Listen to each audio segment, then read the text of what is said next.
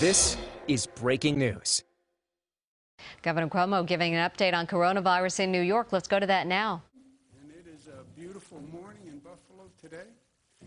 Just for the record, I brought the weather. I want you to know. I just told the mayor. Mayor claims that he was responsible for the weather, that it's a local responsibility. I claim it is a state responsibility. Let me introduce the people who are with us today. From my far left, Kelly Cummings, who is the New York State Director of Operations, has been handling the operations all through COVID and been doing a fantastic job. I want to thank her. We have Kim Minkle, who is the Executive Director of NFTA, and the NFTA has been doing extraordinary work. They really have, and we're very proud of what they've done. To my right, the great Mayor of Buffalo, Mayor Byron Brown, who's been receiving accolades nationwide, you should know, for his good work, and he deserves it. And Commissioner Marie-Therese Dominguez, who is our Commissioner of Transportation and has been doing outstanding work. We wore masks today because with the new CDC guidance, and the new New York State guidance, New York State is open. We're getting on with life. Back to living. The damage that has been done by COVID and the shutdown is inestimable, and I don't even think we have fully grasped the extent of the damage. We focus on the economic damage, small business, tenants, sure. But how about the social damage? How about the damage to children who didn't go to school for a year? How about the damage to families who were disconnected, to senior citizens who were isolated? So we have to get back to life and living and enjoying and socializing and seeing people. And that's what we're doing aggressively in New York. And we have to learn from the past year. And we have to capitalize on this moment. And I want to talk about that today. But New York State is open. We relaxed all the rules pursuant to the CDC guidance, wearing masks today because we're in a public transportation facility. We're at the Buffalo Airport. And public transportation facilities still wear a mask, buses, subways, et cetera. But life is resuming. Let's talk about today and tomorrow, because what we do today often determines what tomorrow is all about, right? It's the story of life. And you look at where we are today in terms of the COVID numbers, they are really, really promising. Overall statewide positivity is 0.85. That's a fraction of what it is nationwide. So congratulations to New Yorkers, because we're doing much, much better than the rest of the nation. That's the lowest level since September 11th, 0.85. It really is a phenomenal piece of good news. And you see it right down the line. The hospitalizations are down. ICUs are down.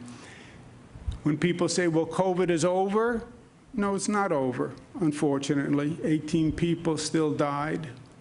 And that's just a true reminder that this is not over. We still have to be careful, but yes, we're making great progress. Positivity, Western New York is making progress. 1.6, let's hope it stays in the right direction. But it is lower. Finger Lakes is the state high. This week, 2.5%. But look at the variance, 1.6 in Western New York, 0.8 in New York City. So we can be doing better. We are doing better, but we can do even better still. Positivity, not a pretty line, but the line is headed in the right direction. And that's what we like to see. Hospitalizations, same thing. Number continues to drop. 49 straight days of decline in hospitalization. Vaccinations, we're up to 18 million. 62% of the state has at least one dose. 53% fully vaccinated. More than half of New Yorkers now fully vaccinated. Troubling news, the number of vaccinations are slowing. And they're slowing dramatically. We have a 43% decline in the number of people coming in for vaccinations. Why? A number of reasons. First, the people who were most willing to take the vaccine came in first. Remember what happened in the beginning. We had more people wanting the vaccine than we had vaccine. So we had those weeks where we had multiples of people looking for the vaccine than we could actually supply. Demand outstripped supply. We went through that percentage of the population. Now we're getting to a percentage of the population that not only is not eager, but a percentage of the population that is probably going to require an incentive for them to go forward and take the vaccine. And then you're going to have a percentage of the population that is just anti-vaccine. Not just anti-COVID vaccine, anti-vaccine.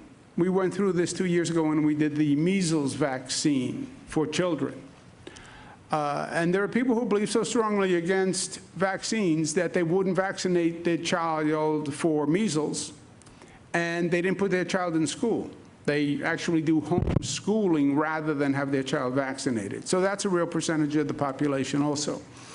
I also think the news of saying what I'm saying, the numbers are down, hospitalizations are down, we're relaxing regulations, resume life.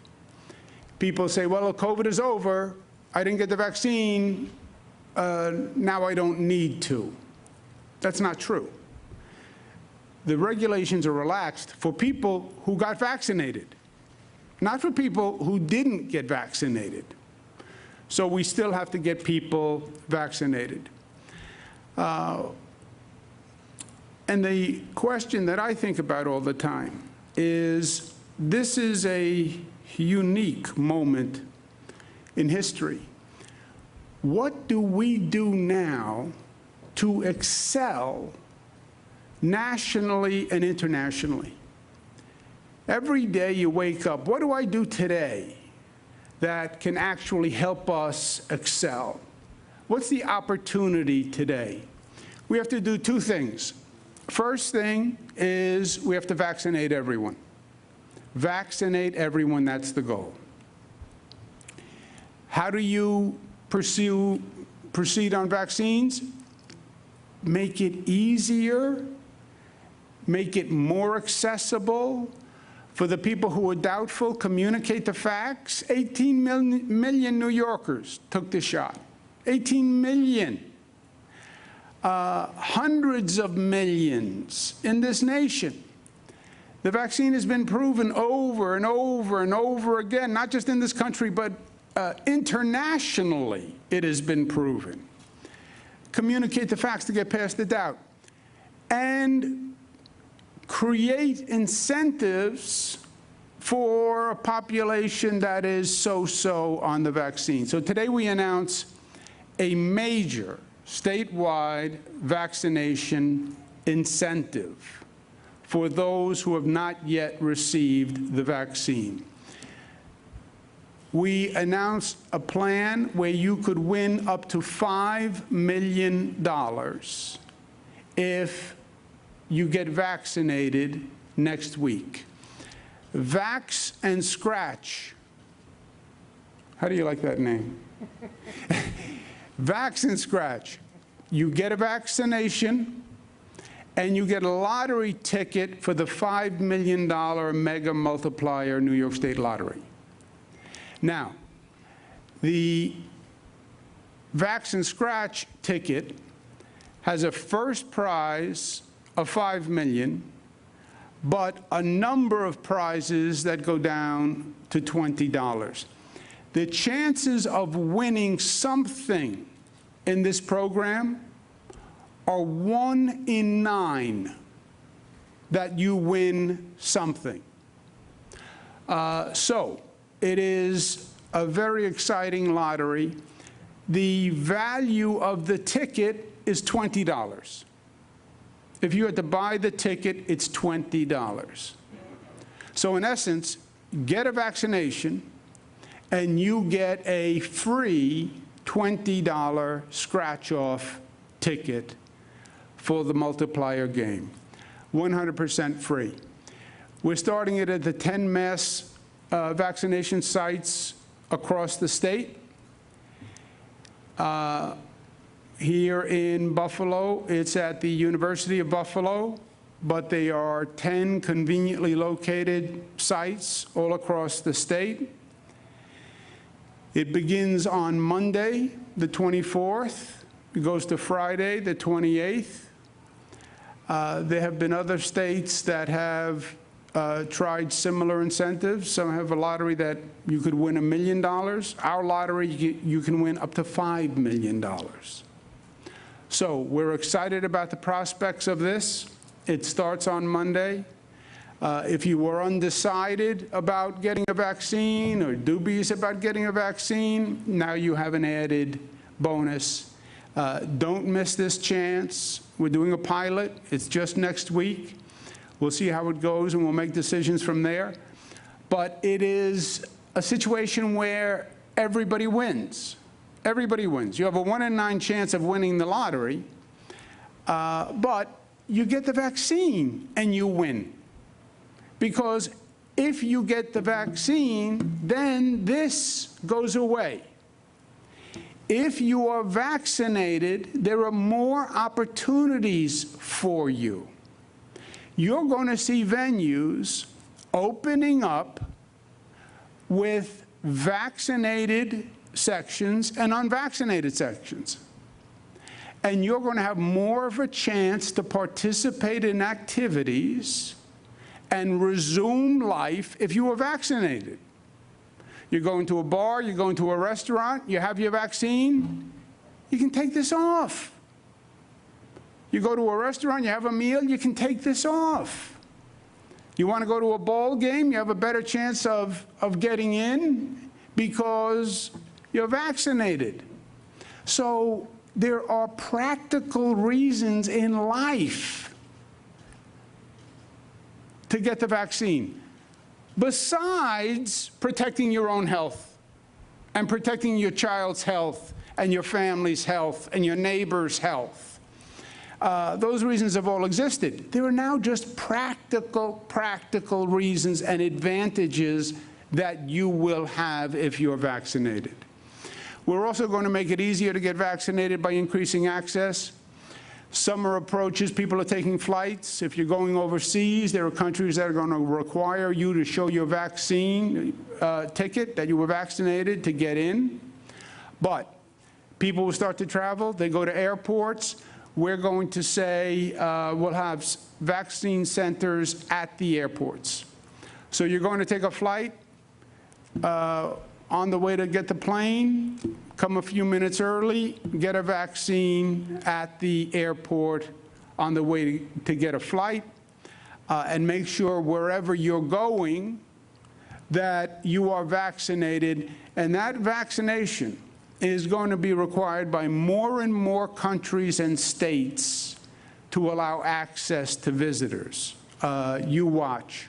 So it's another reason to get it done, and it's another reason why it's easy to get it done, right? There are vaccine centers everywhere, and there are all sorts of incentives to get it done. That's the first key to excel in the moment: vaccinate everyone. What's the second opportunity in this moment? Don't make the goal just reopening. People talk about reopen. We don't want to reopen in New York. Reopening suggests we're going to go back where we were the day before COVID. That was a year ago. That was more than a year ago. Life is not about going back to where we were. I want to go back to where I was a year ago. I don't want to go back to where I was a year ago. You don't want to go back to where you were a year ago. You want to go forward. Life is about going forward. You want to make progress. Our goal is not to reopen. Let other places talk about reopening. Our goal is to build back better than we were before. We went through a year of hell. We learned a lot. We're smarter. We're more united. We understand more. And we want to use this moment to build back better. You have a natural disaster. You have a flood. You have a hurricane. You have to rebuild your house. I'm going to build it back the way it was. No. I'm not going to build the house back the way it was. The kitchen was too small. The cabinets were old. The bathroom had to be redone. I'm going to build back a better house. We're going to build back a better state. And to do that, you have to think big and you have to think outside the box. Think how to get to yes, not why we can't. Get past the bureaucratic hurdles. Well, this is hard, this is hard. We went through a year of stagnation. The reaction has to be a year of aggressiveness and positive thinking, and we have ground to make up. One of the things we want to do is renovate the front door to the economy. What is the front door to the economy? The front door to the economy today is an airport, more than ever before. It is an airport. Business flies. It's an international economy. It's a global economy. People fly. That airport is the first thing they see. It's the front door on your house. It's the welcome mat. It's the first impression. And we have been making unprecedented investments in our airports. New York State is already leading the way of all the other states in rebuilding its airport. We're building a new airport at LaGuardia, which in truth was one of the most outdated airports in the United States. But we're building a new airport at LaGuardia. First new airport in 25 years in the United States of America. Think about that for a second. You fly into any airport around the world, and you are blown away by the airport. It's a totally different experience. It's not land, take your bag, get in a cab. They are business centers. They're entertainment centers. You land in an airport, a lot of people never leave the airport. You fly to Dubai, you have your business meetings in the airport, you stay in the airport, do business, and then you leave. Shop in the airport. This country, that LaGuardia is the first new airport in 25 years, you have to say to yourself, what were we doing for 25 years? Where was this country when all these other countries were building these magnificent new airports as economic development generators? We lost 25 years. LaGuardia is going to be the first. JFK is going through a full transformation. We've also been modernizing our airports all across the state. Stewart International, Rochester Airport, Ithaca Tompkins Airport, Plattsburgh Airport, Syracuse Hancock, Elmira Corning. These have all been improved over the past few years.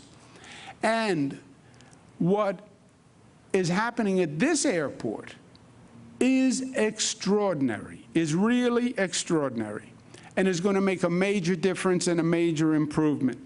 And I want to congratulate the NFTA and Kim Minkle and Bill Vanasek for what they're doing here. New baggage claim, new passenger amenities, new concourses, easier to get in, easier to get out. So thinking of an airport in a different context, as your front door, as a place to do business, a place to entertain, a place where you can stay, a tourism center. Also, a place that is internationally competitive. The goal has to be, when you fly into the Buffalo airport, it is just as competitive as flying into any airport anywhere in this country or anywhere on this globe. and we're going to offer a $250 million airport improvement competition for upstate airports. Tell us your vision, your dream to improve your airport, and the state will partner with you. But think big. Think big, outside the box. Airports as business entertainment centers, traveler experience improvements, tourism center. When I land at an airport, I should find out at that airport all the tourism information, what I can do in Buffalo, what I can do in Niagara, what I can do in the Finger Lakes. Use it as an opportunity to introduce everyone to that region and to those opportunities. Green building upgrades, like the NFTA has done here, and public health screening capacity learning from COVID. COVID came in through the airports. Remember how COVID got here. Remember how Zika got here. Remember how dengue got here. Remember how Ebola got here. They don't start in the United States. They come through our airports. They get on a plane and they walk right through the airport terminal. Why did New York State have the worst COVID problem in the United States of America? Where was COVID? It was in China. Remember, China, China, China, President of the United States? It wasn't in China. Started in China. Went to Europe from China. And then flew here from Europe. It came from Spain. It came from Italy. It came from France, and nobody told us. And then when we found out, we didn't have the capacity to do the health screenings at the airports. Well, COVID's over. Mark my words, there will be another pandemic sooner than you think. Because COVID, we had warning of COVID.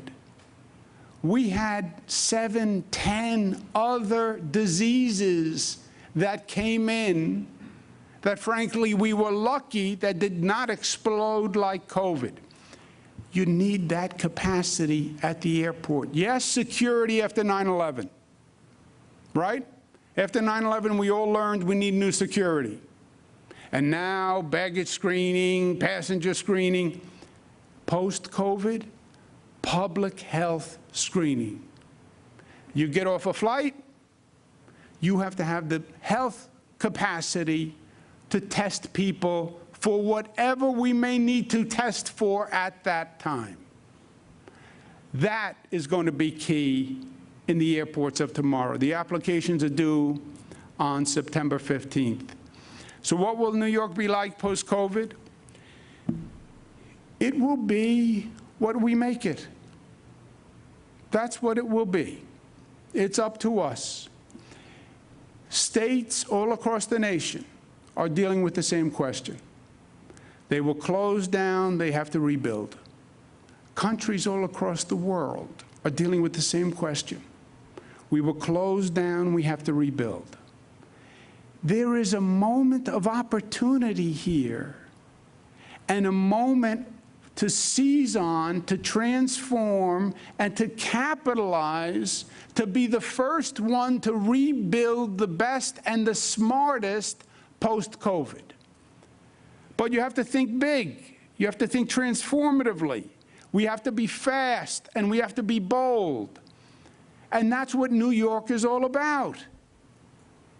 Building a better tomorrow and a better New York, and using the moment and knowing that for New York, with New Yorkers, look at what we just did getting through COVID together. The sky is the limit if we believe that it's the limit.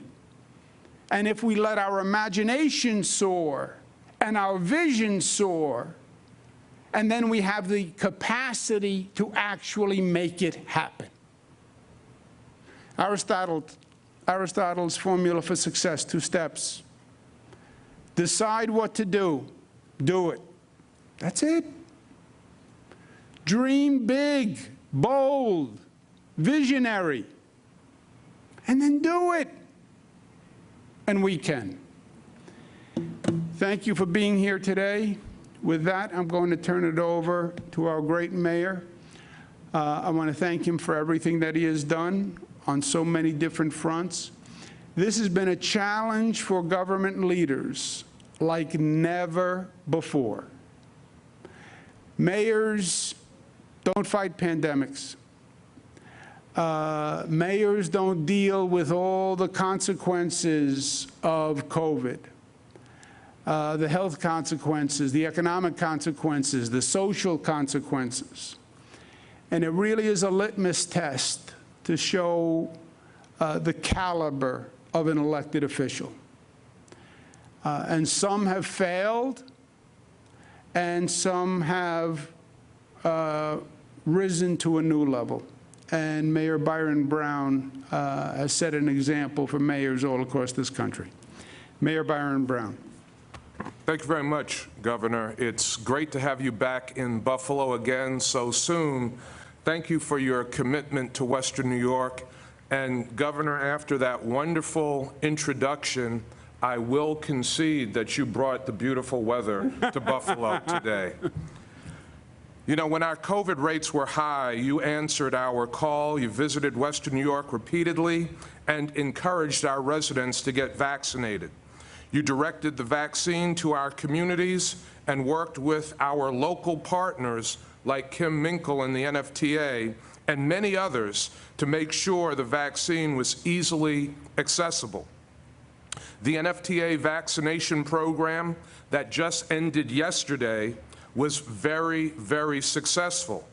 And now Governor Cuomo is back doing even more today. Now the COVID positivity rate here has declined. We can be even more focused now on recovery and reopening.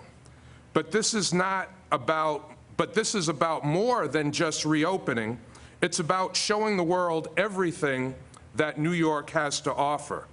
We want to be the best city, region, and state in the nation post-pandemic.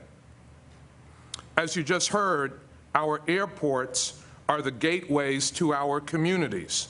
They are one of the first things people see when they enter our great state, and we want to leave a good impression.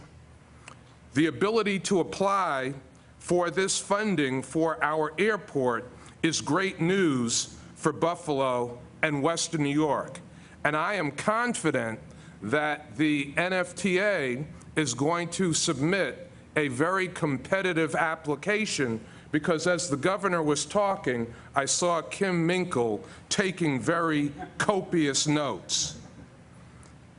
You know, this means that we can look forward to more than just recovery. As I have been saying, it means that we can build back even better here in Buffalo and in Erie County. And the airport vaccination sites next week will move us closer to our goal of getting as many people as possible vaccinated and getting back to our normal lives. And if that's not enough of an incentive to go and get your vaccination, you can now receive a lottery ticket at 10 different mass vaccination sites across the state. And unlike me, all New Yorkers that get vaccinated now are eligible for the $5 million grand prize. It's creative solutions like these that will lead New York and Buffalo out of this crisis and into a better and brighter future. Governor Cuomo, thank you again for your leadership and your great partnership throughout the pandemic and your significant commitment to Buffalo and upstate New York. Thank you very much. Thank you, Mayor. And I think the mayor, as usual, said it well. Buffalo, pre-COVID, was on a roll, an historic roll.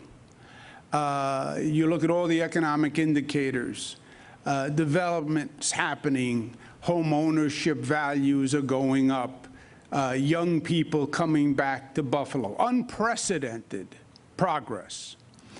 Then COVID hits. Okay, now we have to regain that momentum and build on it. And I believe we can and we will, and I believe there's a special opportunity for Buffalo because we were already on a roll in Buffalo. We were already thinking big and getting things done. All we have to do is relight the pilot and take off because we're in an airport. Mayor, thank you very much for being with us. Kim, thank you very much. I hope you were taking copious notes. Because the Buffalo airport is key. I was at, when I was HUD secretary, I was at an economic development conference, and one of the economic development speakers was talking about, there's this whole speech about the front door, and he's going on and on. What's the front door of your house look like? What is your, do you have a mat in front of your front door? Does it say welcome? What does the doorbell sound like? What does this shrubbery look like? And I said, what is this fella talking about? It was after lunch. I was a little suspicious. But it was all a setup to say the front door is the first impression. Somebody walks up to that front door, they hit that bell, they look around, they make an assessment. The airport is the front door. You walk into this airport and you say, this is Buffalo. This is Western New York. This is what it is. And that is your presentation. And that is why it is so, so important. And it will be even better. Mayor, thank you very much. Kim, thank you very much for being here. I'll be right back.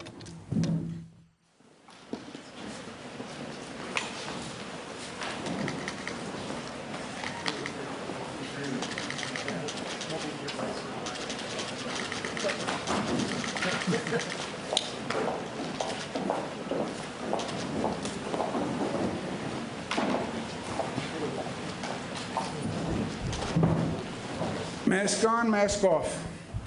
Let's take a couple of questions. Governor, we now know you made more than, the book deal, I should say, was worth more than $5 million, and the allegations out there that you made that money on the backs of dead New Yorkers. How do you respond to that? That's stupid. Next question. Governor, Ashley Rowe from WKBW. Child care providers are expressing great frustration over the guidelines that were put out yesterday, saying that there's no way they'll be able to meet the demands of these new guidelines, especially that they're effective immediately. And specifically, they're speaking about the guidelines for having to mask children 3 and 4 years old. What's your response? Yeah, I understand. First of all, they are federal guidelines. They're not state guidelines, they're federal guidelines, and we tend to follow the federal guidelines. I understand the science, I understand the data, and that's what drove the federal government to those guidelines. I also understand it is difficult on a number of levels. It's difficult for a parent with one child. Can you imagine a child care provider trying to put masks on 3- and 4-year-olds and have them keep them on all day long? So I get it. We're working with the child care providers to see if there's any way we can help, but it's a federal guideline based on the science. Governor, New York Times report out that the federal probe is now looking into the vaccines for your family members and these priority vaccines. Has anybody, yourself or any of your family, been contacted by federal investigators, and what's your thought on the expansion of that probe? No, and look, I think these are toxic political times. Let people look at whatever they want to look at. We didn't do anything in New York State that was different than anyone else. There wasn't a governor in this state, a governor in this country, starting with the president all the way down. When you went to see the president, you had to make sure you had a test before you walked into the Oval Office. Governors, if you're going to sit with a governor, they wanted to test you before you were exposed to the governor. I was running COVID response for this state, so I didn't want to get COVID, and precautions were taken, but it's the same thing that was done everywhere across the country. With doctors who feel that there is no reason to believe the hospital system is going to be overwhelmed anymore. I'd like to get your thoughts on why there is still a need for any restrictions. I know you mentioned wanting to follow federal guidelines, but if the hospitals aren't being overwhelmed, what's the point of the restrictions? Well, we have very few restrictions left. That's what yesterday was all about. We relaxed virtually all of the restrictions. Because we do believe the numbers are down, we can handle it. We can handle it in the hospitals, and that's why we are relaxing the restrictions all across the board. Why not go further than what the federal government is advising regarding masks, to say get rid of them entirely? Well, you know, masks don't really do anything about reopening. It's just, there are two questions. Are you reopened? Yes. Do I have to wear a mask? No, if you're vaccinated. That's the sum and substance of it. If you're unvaccinated, it's still open, but you have to wear a mask. You don't want to wear a mask, then just get the vaccine. I mean, what is a reason not to get the vaccine? I don't want to get the vaccine because government says I should get the vaccine. Well, government doesn't say you should get the vaccine. Every medical professional says you should get a vaccine. Republican medical professionals, Democratic medical professionals, socialist medical professionals, conservative medical professionals. Well, I don't believe in vaccines, and I'm afraid of them. Okay, I get it. By the way, even the mask mandate has a legal exemption for religious reasons or medical reasons. Some people can't wear a mask because they can't breathe with a mask. So there are medical exemptions. There are also religious exemptions. But everything open, different rule if you have a mask. If you're vaccinated, you don't wear a mask. If you're vaccinated, that's the only difference. Are you still happy with the state's partnership with Tesla? We've done a series of reports that have found that $50 million worth of equipment purchased for the plant sits in a warehouse unused up in Wheatfield. It seems like a tremendous waste. Are you still happy with that partnership? Well, you know, I don't go by happy, unhappy. We have a contract with Tesla that works on the number of jobs and the economic benefit. And they have goals that they had to meet on the numbers. And if they don't meet those numbers, then there are penalties. And they have met all the goals. So they have done exactly what we expected them to do. And that's the basis of a transaction. You know, it was not, this was a very specific, you do this and we do this. And if you don't do what you're supposed to do, then we don't provide economic benefits. And they have met all those goals. But are you saying that wasting $50 million is just the cost of doing business on this? I don't know about the equipment. I don't know about the equipment. I don't know if we had, if the equipment was in the contract. I think it was the number of jobs primarily. But I don't know about the equipment. If that was part of the contract and they're breaching the contract, then we'll have a problem. Governor, the state GOP chair is standing outside calling on you to release the entire book contract for the public to see. Would you be willing to do that? Release the entire book, what does that mean? Your entire book contract so everybody can see all the details of the contract. There was, you know the details. It was, I release my taxes every year. Go ask him if he releases his taxes to the public. And if not, what is he hiding? I have disclosed more of my life than probably any elected official in the state of New York, probably more than any governor who has ever served in the state of New York. I've released my tax returns probably going back 30 years. Every year, my taxes are released. And I love the disclosure of tax returns because you see everything in a tax return. It's more descriptive than a financial disclosure form.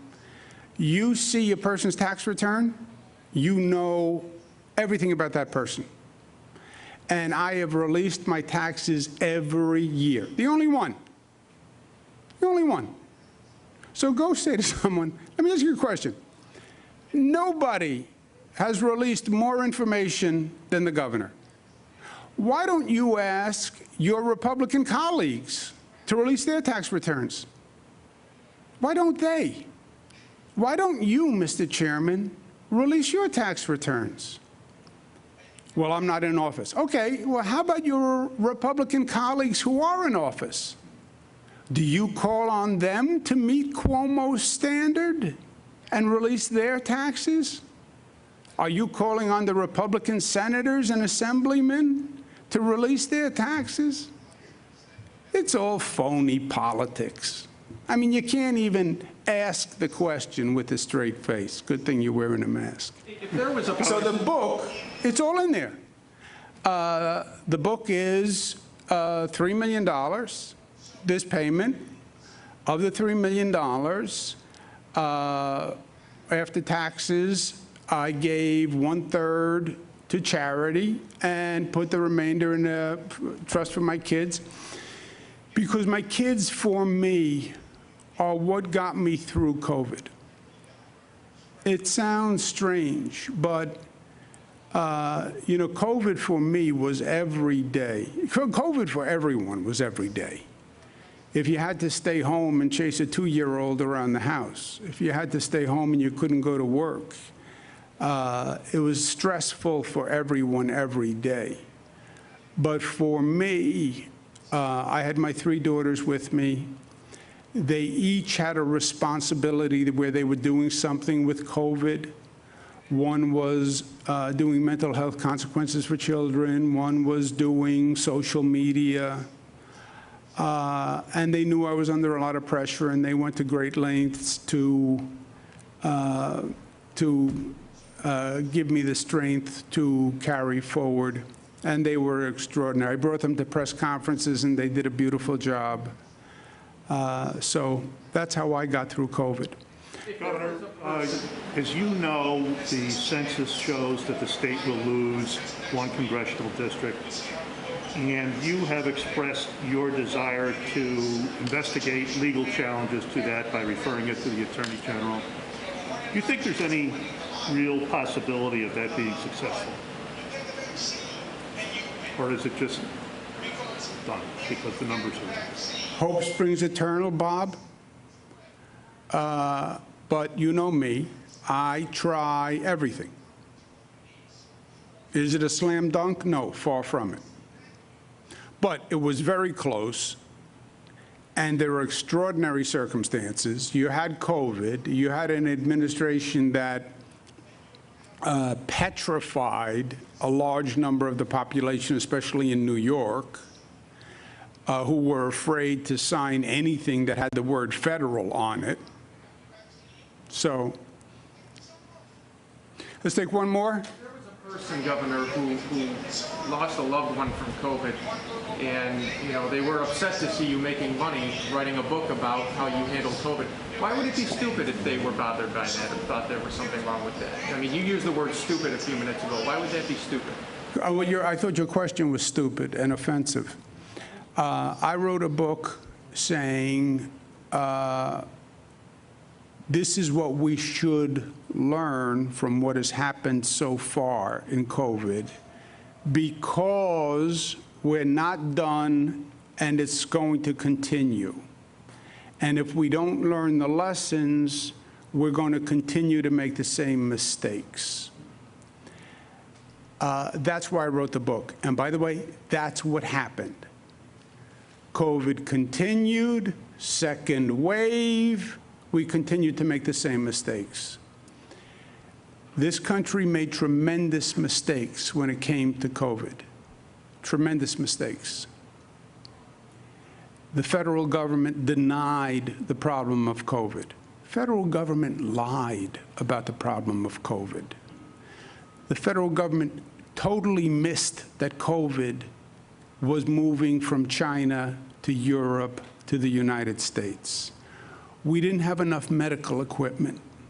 We didn't have enough Q-tips to do testing. We didn't have enough PPE. We didn't have enough public health emergency response. We politicized a public health emergency. We politicized it. That's your question. We politicized it. Trump blamed Democratic governors for deaths. Trump said people died because the Democratic governors didn't handle it well. Now, when he said that, COVID was primarily in the Democratic states. Fast forward 3-4 months later, it's in Florida, it's in Texas, it's in Republican states. And that whole argument crumbled.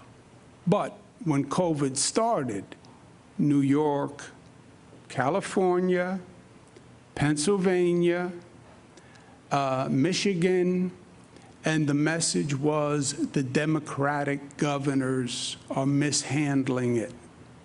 And the federal government was, I have no responsibility. I left it up to the states. Who ever heard of leaving a national pandemic up to the states? I don't have a CDC. I don't have the resources to do international, global detection of a disease. It was all political. Blame, and use the emotion politically. That's what that is. Everybody in the state of New York, we went from the highest infection rate in the United States to one of the lowest. What else could the people of New York have done? We worked 7 days a week, 24 hours a day. We did the impossible in this state. We had a hospital capacity of 50,000. We were looking at 140,000 people to overwhelm a hospital system. Yes, people died. People died. People died from COVID. 18 people died yesterday. Who's to blame? Who's to blame? How do you want to politicize the 18 deaths of yesterday? Thank you very much. Governor, are any discussions as to Thank you.